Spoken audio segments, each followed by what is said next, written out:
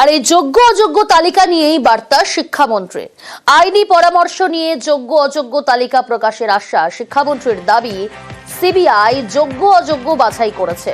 এসএসসির কাছেও যোগ্য অযোগ্য তালিকা রয়েছে। আইনি বাধা না থাকলে চাকরিহারাদের দাবি মেনেই তালিকা প্রকাশ সম্ভব। যোগ্য অযোগ্য সিবিআই বাছাই করেছে। মহামান্য সুপ্রিম কোর্ট বলেছেন যে সিবিআই এর সঙ্গে এসএসসির দেওয়া যোগ্য অযোগ্যের তালিকা সম্পূর্ণভাবে মিলে যাচ্ছে।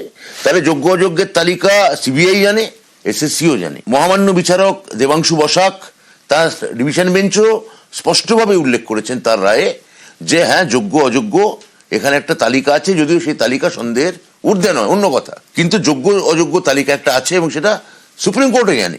যোগ্য অযোগ্য বাছাই করা সম্ভব মানে কি? যোগ্য অযোগ্য তালিকা আছে। এবার ওরা যদি দাবি করেন, সেটা আমি আইনি পরামর্শ নেব। আইনি পরামর্শদাতারা যদি বলেন যে এটা ওয়েবসাইটে দিয়ে দেওয়া যায়, দিয়ে দেবো। বিভ্রান্তি এড়িয়ে স্কুলে ফেরার বার্তা, চাকরিহারা কাজে ফিরুন। নিউজ 18 বাংলা এক্সক্লুসিভ সাক্ষাৎকারে ফের আবেদন শিক্ষামন্ত্রী।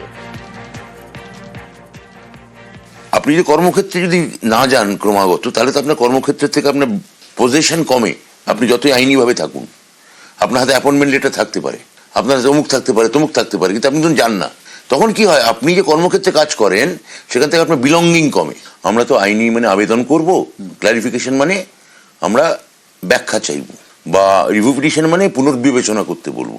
সেখানে মহামান্য কোর্টে নিশ্চয়ই একটা কোনো অবজারভেশন থাকবে যে কারা কি বললেন, কারা কি করলেন। সেখানে ওরা যদি ক্লাস নেন, আমার ধারণা ওদের ক্ষেত্রেই সুবিধা হবে। আলোচনাতেই সমাধান। চাকরিহারাদের সঙ্গে বৈঠকের আগে বললেন শিক্ষামন্ত্রী, কোন রকম উস্কানিতে পা না দেওয়ার বার্তা ব্রাত্য বসু।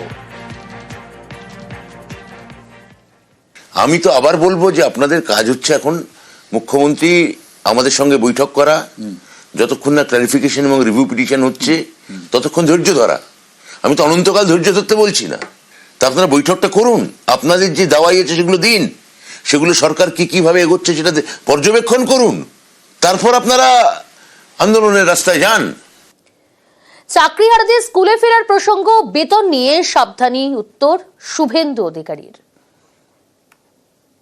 সুপ্রিম কোর্টের জাজমেন্টের পরে এটা করা যায় কিনা, সমস্যার সমাধান রিভিউ পিটিশনের তো হিয়ারিং হবে, সেখানে যদি যোগ্য তালিকাটা ফেলে দেন তাহলে একটা বড় অংশের যোগ্য শিক্ষক শিক্ষিকা শিক্ষাকর্মীর চাকরি বেঁচে যায়। আমি বলবো না এখনই বেতন বন্ধ করে দিন, এটা আমি বিকাশ বাবুদের মতো বলতে পারবো না। যে আপনাদের হাতে সব রয়েছে, রাজ্য সরকারের হাতে।